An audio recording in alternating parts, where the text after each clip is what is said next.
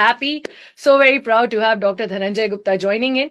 मुझे लगता है हम लोग अपनी कमर पकड़कर, हड्डी पकड़कर, घुटने पकड़कर ये तो कह देते हैं दर्द हो रहा है, पर उसको कब तक डिले करना है और क्यों डिले नहीं करना है, ये सारी चीजें एक एक्सपर्ट बता सकते हैं. सर एक रिनाउंड ऑर्थोपेडिक सर्जन है, पाइनियर है जॉइंट रिप्लेसमेंट सर्जरीज में in New Delhi. And sir I think I am so very proud to have you here. मतलब आई कैन स्पीक आपके ऊपर तो लाइक ऑन एंड ऑन. मैं जब पढ़ रही थी मुझे ऐसा लग रहा था कि मैं पहले अपने सारे इश्यूज बोल दूं, but I am so happy that you're here with us, sir. More Thank than you so much, Divya. Thanks joint for your time. replacement surgeries, I was reading, sir, that 3,000 से ज्यादा surgeries. I don't know कितने लोगों को आपने नई life दे दी है, तो उसके लिए शुक्रिया. It's a team work basically. आप कितना भी अच्छा काम कर लो, लेकिन अगर पेशेंट अपनी तरफ से एफर्ट्स नहीं करते हैं, एक्सरसाइज नहीं करते हैं, तो उतना अच्छा आउटकम नहीं होता है. So that's the reason I always say कि it's between me and the patient. हम लोग जितना ज्यादा सोचेंगे, डिस्कस करेंगे और उसको एक्शन लेंगे उसके ऊपर, तभी काम सफल हो पाता है, अदरवाइज नहीं हो पाता है. सर आई थिंक आपने पहली लाइन में एक्सरसाइज का मेंशन कर दिया जिस पर हमने पहुंचना ही है. बट सर डायरेक्टर है, सीनियर कंसल्टेंट है ऑर्थोपेडिक्स में, Fortis hospital Vasant Kunj. Sir knee joint के बारे में ही बात करते हैं. You know to start with, सबसे पहले अगर हम अंडरस्टैंड कर सके नी जॉइंट एग्जैक्टली क्या है and how does it operate function. जो हम लोग की बॉडी के अंदर जो जॉइंट्स डिफाइंड हैं, वो है एक वेट बियरिंग जॉइंट्स, जिसके अंदर हमारे हिप जॉइंट, नी जॉइंट और एंकल जॉइंट्स आते हैं. तो नी जॉइंट हमारा जो थाई बोन, फीमर बोन का जो एंड पॉइंट है, और जो लेग बोन, टिबिया, उसका जो सबसे ऊपर वाला पॉइंट है, उससे मिलकर बना है. एक नी कैप पटेला भी होता है इसके अंदर, जिसका बेसिक पर्पस जो हमारी क्वाड्रिसेप्स मसल होती है, जिसका काम बेसिकली टांग को सीधा करना है, उसके ऊपर अटैच होती है, उसकी एफिशिएंसी इंक्रीज होती है. तो ऐसा ये 3 बोन्स हमारी बनाती है. लेकिन जो मेन वेट बियरिंग पोर्शन जो है, जो लोड है, जो फंक्शन है, वो हमारी थाई बोन और लेग बोन के बीच में ही होता है. नी कैप का उसमें इतना बड़ा रोल नहीं होता है. सर यू नो इसके अलावा जी जी जी जी इसके इसके इसके अलावा जो जॉइंट्स होते हैं हमारे, उनको बांध कर रखने के लिए नेचर ने कुछ रस्सियां बनाई हैं, जिनको हम लोग लिगामेंट्स कहते हैं. yes. और जॉइंट का जो मूवमेंट है, वो बेसिकली हमेशा मसल्स के ऊपर डिपेंडेंट होता है. तो you have 2 group of muscles. ये चूंकि हमारा हिंज जॉइंट है, तो एक ग्रुप ऑफ मसल्स घुटने को मोड़ते हैं, दूसरा ग्रुप ऑफ मसल्स उसको सीधा करते हैं. तो प्रॉपर फंक्शनिंग के लिए हमारे सारे लिगामेंट, सारे मसल्स और जॉइंट का जो कार्टिलेज है, ये सब अच्छी तरह काम करने चाहिए. वाओ सही है, जो आपने बहुत सिंपल तरीके से टांग सीधा करना और मुड़ना भी बताया है. आई रियलाइज की पूरी दर्दें वही उठती हैं. But sir I was reading and I understand a lot of people come to you with say sports injuries with trauma management etc. But if I ask about you, क्या issues लेकर आते हैं लोग आपके पास when it comes to हड्डियां and joints? आप में 2 type की हम लोग पैथोलॉजीज देखते हैं. एक हो गई आपकी which are present since birth. उसके अंदर आपका कोई मतलब नी जॉइंट की बोन पूरा डेवलप नहीं हुआ है, या कोई लिगामेंट नहीं आया है, मसल ठीक से डेवलप नहीं हुई है. दूसरा, अभी कोविड के टाइम पे या जो बच्चे हैं जो कि मैल नरिश्ड रहते हैं, उनके अंदर कैल्शियम और विटामिन डी की डेफिशिएंसी के कारण रिकेट्स बीमारी हो जाती है, जिससे उनके घुटने टेढ़े हो जाते हैं. अभी आज सुबह ही मैंने एक सर्जरी किया है, 11 साल की बच्ची थी, घुटना टेढ़ा था उसका, तो हम लोगों ने उसमें सीधा करने की कोशिश की है उसको. वो फिर उसके बाद आपका स्पोर्ट्स इंजरीज आती हैं, जो कि बहुत ही कॉमन है, स्पेशली हमारा बास्केटबॉल और फुटबॉल के अंदर. This is something called pivoting injuries, जो घुटना हमारा घूम जाता है. जी. तो उसके अंदर हमारे जो लिगामेंट्स हैं, कॉमनली एंटीरियर क्रूशिएट लिगामेंट और पोस्टीरियर क्रूशिएट लिगामेंट, वो टूट जाते हैं. उसके साथ जो मेनिस्काई है, वॉशर टाइप की स्ट्रक्चर होती है जॉइंट के अंदर, वो भी टूट सकते हैं वो. फिर उसका रोड साइड एक्सीडेंट्स के अंदर फ्रैक्चर्स नी जॉइंट के बहुत कॉमन है. इनका इंसिडेंस अगर आप ओवरऑल देखें तो करीब 20% तक जाता है. फिर उसके बाद हमारा धीरे धीरे एज आपकी बढ़ती है, आपका चोट के कारण या सिंपल डीजेनरेटिव चेंजेस, एज के साथ साथ जो टिश्यू की इलास्टिसिटी है वो कम होती जाती है, जिसके कारण उसके ऊपर स्ट्रेन पड़ता है और धीरे धीरे सो कॉल्ड ऑस्टियोआर्थराइटिस डेवलप हो जाती है. इसके अलावा कुछ स्पेशल गठिया रोग है, जैसे रुमेटॉइड आर्थराइटिस हो गया, गाउटी आर्थराइटिस हो गया, इसके अंदर जो बीमारी है वो कार्टिलेज को डिस्ट्रॉय कर देती है, खत्म करती है, उसके कारण भी आपको ऑस्टियोआर्थराइटिस जल्दी हो सकता है। तो ये from the birth to the death knee joint आपके साथ है, कुछ भी हो सकता है, कभी भी हो सकता है, और उसका ख्याल रखना हम लोगों का काम है। सर एक्चुअली वही हम लोग ख्याल नहीं रखते हैं, फिर जब प्रॉब्लम आ जाती है तो भागे भागे आते हैं। And I think very in my span of interviews that I have done so far एक चीज समझ आती है दैट वो केयर अपनी करनी इतनी जरूरी है, we miss on that part. Sir arthritis आपने अभी मेंशन किया, how how common is it in India now, arthritis, गठिया? Arthritis is a common which is prevalent worldwide. ठीक है जी। एज के साथ साथ जैसे मैंने बताया कि जो टिश्यू की इलास्टिसिटी है वो जी कम होनी शुरू हो जाती है, प्लस आपका लाइफस्टाइल है जिसकी वजह से बहुत से प्रोफेशंस ऐसे हैं जिसके अंदर की नी जॉइंट के ऊपर लोड ज्यादा ज्यादा पड़ता है। कुछ बीमारियां हैं उसकी वजह से भी आपका नी जॉइंट जल्दी खत्म हो जाता है वो। तो this is something which is part and parcel. आप 50 साल की एज के बाद आप ये मान के चलो कि आपको आर्थराइटिस शुरू हो चुका है। ये बात अलग है कि आपको सिम्टम्स उतने सीवियर नहीं हो, बट अल्टीमेटली डीजेनरेटिव डिजीज है तो वो सेट इन होनी ही होनी है, you can't help it. wow, so sir then what are the kinds of arthritis that we're talking about here? So we see the end point, that is when the cartilage has been totally destroyed, that is osteoarthritis. Right. ठीक है जी। सो ये and point है। जितनी भी arthritis होती है, हमारी rheumatoid arthritis या गॉटी आर्थराइटिस या चोट लगने के कारण आपका कार्टिलेज खराब हो गया है, घिस गया है, या लिगामेंट के कारण आपका जो कार्टिलेज है वो जल्दी घिसना शुरू हो जाता है वो। तो ये एक स्पेसिमन है हमारा जिसमें आप देख सकते हैं कि ये जो ब्लू कलर है, ब्लू कलर हमारा नॉर्मल कार्टिलेज होता है। नॉर्मल कार्टिलेज अगर मैं आपको दिखाऊं तो ये है, दिस इज मोर लाइक एक रबड़ का सोल है हमारा बोन्स के एंड के ऊपर। तो ये थाई बोन का देख रहे हैं, ये लेग बोन का देख रहे हैं। बीच में ये जो वॉशर, हाफ वॉशर जैसी स्ट्रक्चर है, these are called menisci, meniscus, जो कि टूट जाते हैं। तो ये जो blue colour, light blue colour जो है, that is something what we call cartilage. और for whatever reason, rheumatoid arthritis और ट्रॉमा और वट एवर, ये आपका खत्म हो जाता है, लीडिंग टू ऑस्टियोआर्थराइटिस। आर्थराइटिस पर से अगर आप देखें तो arthros is joint, itis is inflammation. तो it's a misnomer, it's not exactly arthritis, inflammation नहीं है, it's wear and tear. So you may call it arthrosis, but the fact means कि कार्टिलेज घिसने की वजह से, टूट फूट होने की वजह से, यू हैव रिकरेंट एपिसोड्स, बार बार इसके अंदर दर्द होता है, स्वेलिंग आती है, पानी भरता है, इफ्यूजन आता है, और आपका धीरे धीरे जो चलना फिरना है वो अफेक्ट होना शुरू हो जाता है। वाओ, आई मीन हम लोग इतना लूजली कुछ टर्म्स यूज कर लेते हैं, but when you actually meet an expert, और मुझे लगता है प्लीज अगर आपको थोड़े बहुत भी सिम्टम्स हैं, one, watch this video from the beginning and do not miss any part and see an expert at the right time. Sir youngsters या कोई अगर यंग पेशेंट है, कुछ सिम्टम्स हैं, हम लोग डिले करते जाते हैं सोच के कि it's okay, it's normal, when do we know that okay ये सिम्टम्स इंपॉर्टेंट है टू सी अ डॉक्टर ना? Okay, that's a very important question, आपने बहुत अच्छा इसको रेज किया है। Musculoskeletal system, orthopaedics, muscles and bones and joints, इसके दो एस्पेक्ट्स के साथ पेशेंट हमारे पास आता है। नंबर एक दर्द, एक है लॉस ऑफ फंक्शन। ठीक है जी। तो जैसे आपकी आग लगती है तो पहले धुआं आना शुरू होता है, वो आप देखते हो। तो ऐसे ही जो दर्द है वो एक इंडिकेटर है कि हाँ चीजें आपकी खराब हो रही हैं।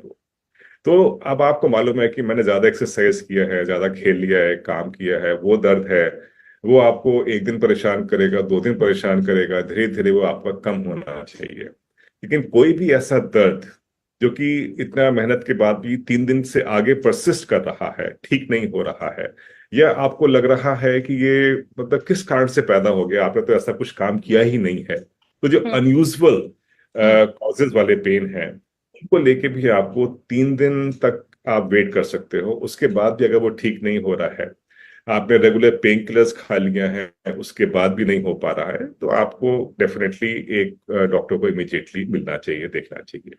जहां तक लॉस ऑफ फंक्शन, जो हमारा सेकंड कंपोनेंट था, वो जैसे ही हो जाए आपको इमीडिएटली मिलना चाहिए, because loss of function can not be subjective.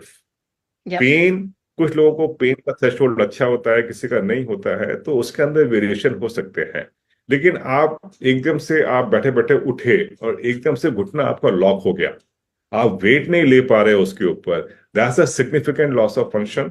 उसके लिए आपको वेट नहीं करना है, इमीडिएटली डॉक्टर को जाके मिलना चाहिए।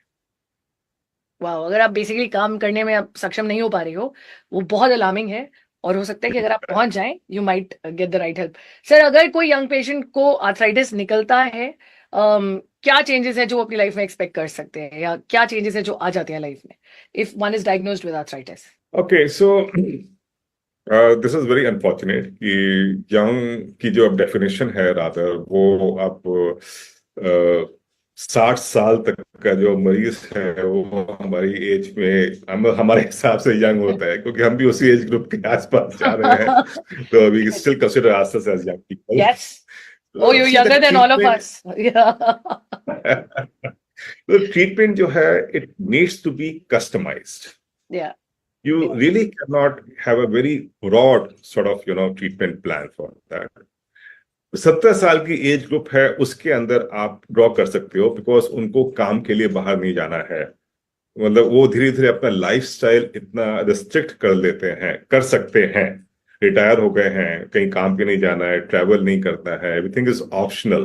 तो राइट। उसमें उस केसेस के अंदर आप उनके ऊपर रेस्ट्रिक्शन रखें तो समझ में आता है, बट यंग पेशेंट्स के अंदर रिस्ट्रिक्शन रखने का कोई पॉइंट नहीं है वो।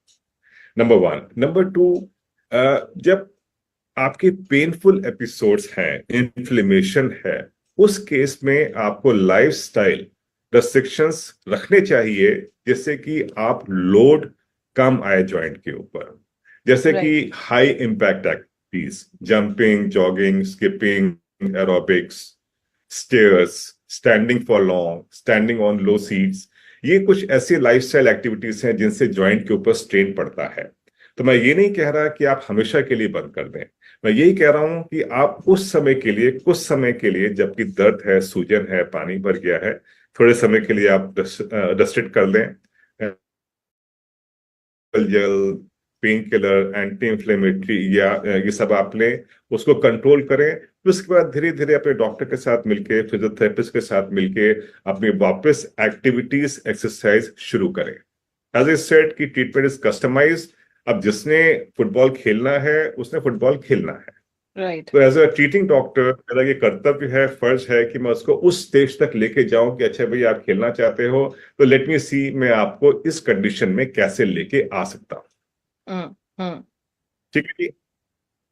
आफ्टर 65-70 तो ठीक है, मतलब पीपल एक्सेप्ट कि हाँ ठीक है डॉक्टर साहब, क्या करना है, मैंने रहने दो जी, मैं एक्सरसाइज भी नहीं करूंगा, मैं ये भी नहीं करूंगा, वो भी नहीं करूंगा, तो it's not a good thing. But still या। रिस्ट्रिक्शन यंग एज में ही नहीं होने चाहिए। That's the message I would like to convey. और हम कोशिश करें तो maybe we can have a healthier and a nicer lifestyle, बस वो टाइम टू टाइम जो चीजें हैं उसे फॉलो करना जरूरी है।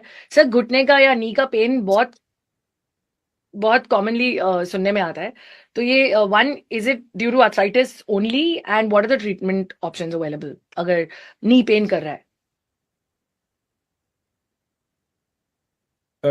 ठीक है, तो इसको अगर हम लोग ब्रॉडली डिफाइन करें तो नी पेन हमारा एक्यूट ऑनसेट एकदम आया है, और उसके साथ आपका लाल हो गया है, सूजन है, इन्फ्लेमेशन है, हम्म। हिस्ट्री ऑफ ट्रॉमा है, तो ये पोस्ट ट्रॉमेटिक हो गया, चोट लगने के कारण है। हम्म। हिस्ट्री ऑफ ट्रॉमा नहीं है तो ये गठिया रोग हो सकता है, या। So called rheumatoid arthritis, गाउटी arthritis.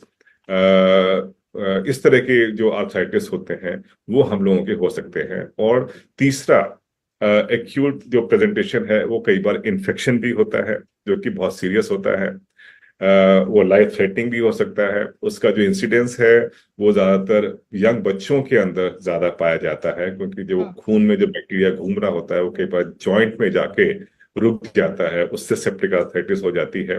Number one. Number two, old age के अंदर जो इम्यूनो कॉम्प्रोमाइज पेशेंट्स हैं, जैसे कि जो लोग एचआईवी के पेशेंट्स हैं, या जो लोग अपना कैंसर का ट्रीटमेंट ले रहे हैं, या जो किडनी ट्रांसप्लांट या लीवर ट्रांसप्लांट वाले जो हैं, वो उन लोगों को ऐसा रेगुलर मेडिकेशन लेना पड़ता है जिसमें कि उनका इम्यूनिटी कॉम्प्रोमाइज हो जाता है। तो ये जो पेशेंट्स हैं, ये लोग के लिए हमेशा कहा जाता है कि you should always be suspecting acute onset pain. अगर है तो इन्फेक्शन होने के चांसेस ज्यादा हो सकते हैं। फिर उसके बाद आता है हमारा after hot, second class is cold orthopaedics, cold causes. तो इसके अंदर यही जो हमारा ऑस्टियोआर्थराइटिस हो गया, राइट। के अंदर आपके रिकरेंट पेन एंड स्वेलिंग के एपिसोड्स जो है वो आते रहते हैं। सर आप इतना पेशेंटली समझा रहे हो, मैं ऑफिस में हमेशा ये बोलती हूँ कि मैं इतना तसल्ली से चीजें सुनकर आती हूँ ना, that now I have so much to share with everyone on the floor. I have learn so much about orthopaedics, तो for sure yes. Sir knee replacement कब रिक्वायर्ड होता है आर्थराइटिस के पेशेंट को? जैसे मैंने पहले कहा आपको कि pain and loss of function, ये दो या कंपोनेंट्स होते हैं हम लोगों या के, जिसके कारण मरीज हमारे पास आता है। हम्म पेन बहुत सब्जेक्टिव है। पेन के लिए कभी हम लोग नी जॉइंट रिप्लेसमेंट नहीं करते हैं। पेन के लिए अगर आप करोगे तो देयर इज नो गारंटी कि आपका जो पेन है वो पूरा खत्म हो जाएगा। वो सबसे ज्यादा इंपॉर्टेंट होता है हमारा लॉस ऑफ फंक्शन, या जो कि डिसाइड करता है कि भाई प्रोग्रेसिव है, अचानक हुआ है। जो प्रोग्रेसिव लॉस ऑफ फंक्शन हो रहा है, they are ideal candidate for the surgery. Right. अब ये डिसीजन कि कब होना चाहिए, ये basically varies from patient to patient. Right. तो बहुत से पेशेंट्स होते हैं भी, जैसे जिनको कि मेरे को तो सुबह 45 मिनट्स वॉक करना ही करना है, मैंने तो ये अपना बैडमिंटन का गेम खेलना ही खेलना है, या मैंने ये मिनिमम अपना एक्सरसाइज 10,000 स्टेप्स पर डे मैंने करना ही करना है। तो इन लोगों के लिए हम लोग स्टडी करते हैं, एक हम बेस लाइन चार्ट प्रिपेयर करते हैं कि भैया अभी आप ये जो डिस्टेंस है 1 किलोमीटर का, आप कितनी देर में कवर कर सकते हो, कितना पेन होता है आपको।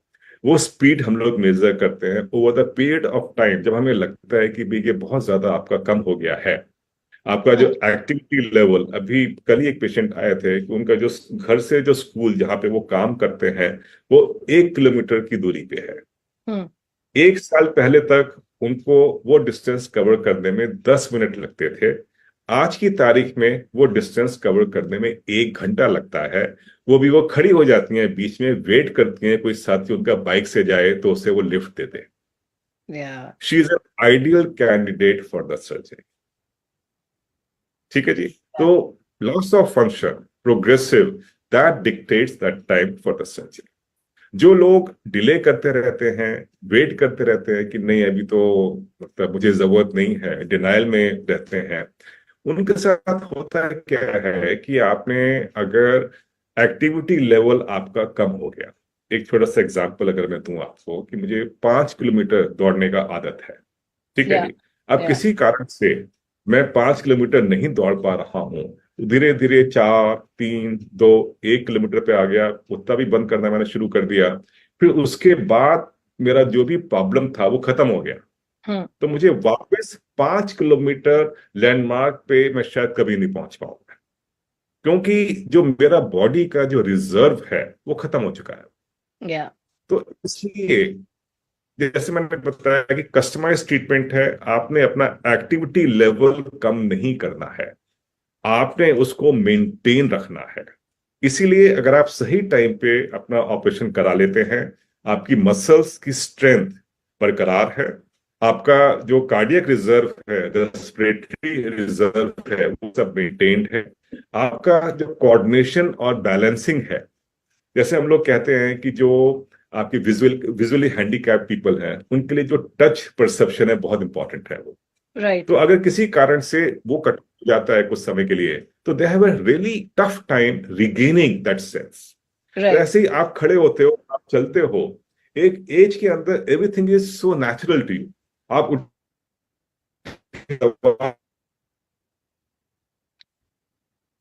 स्टेज के बाद जो आपका बैलेंसिंग कोऑर्डिनेशन अफेक्ट होना शुरू हो जाता है। तो ये जो चीजें हैं, आप जब तक अपना लाइफस्टाइल मेंटेन किए हुए हैं, एक्टिव हैं, चल फिर रहे हैं, सारे सेंसेस आपके बरकरार हैं, आपकी रिकवरी भी बहुत जल्दी होगी और आपको बिस्तर पे नहीं बैठना पड़ेगा।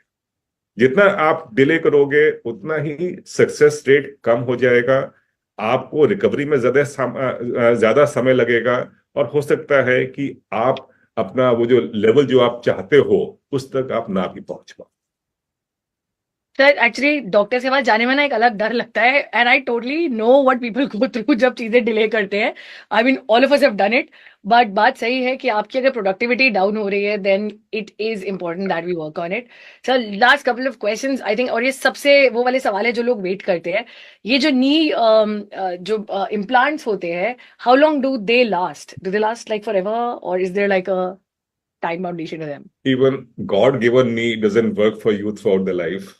It wears down with the passage of time. Yeah, तो true. मैन मेड का आप क्या, आप वो मतलब गारंटी आप चाहते हो? So basically there is a myth what we call joint replacement. It's not Yeah, exactly, we don't change whole of the joint, yeah, it's more of a resurfacing. तो yeah. ये जैसे मेरा मॉडल है, जो मेरा जो जॉइंट का जो पार्ट घिस गया है, मैं सिर्फ उसको काट के लेवल करके बस सरफेस के ऊपर मैं एक मेटल का लेयर लगा देता हूं और बीच में प्लास्टिक डाल देता हूं। ठीक है जी, नंबर वन। नंबर टू, आपका लिगामेंट्स, मसल्स, सब कुछ वही का वही है वो। Yeah, तो आपने इससे काम लेना है।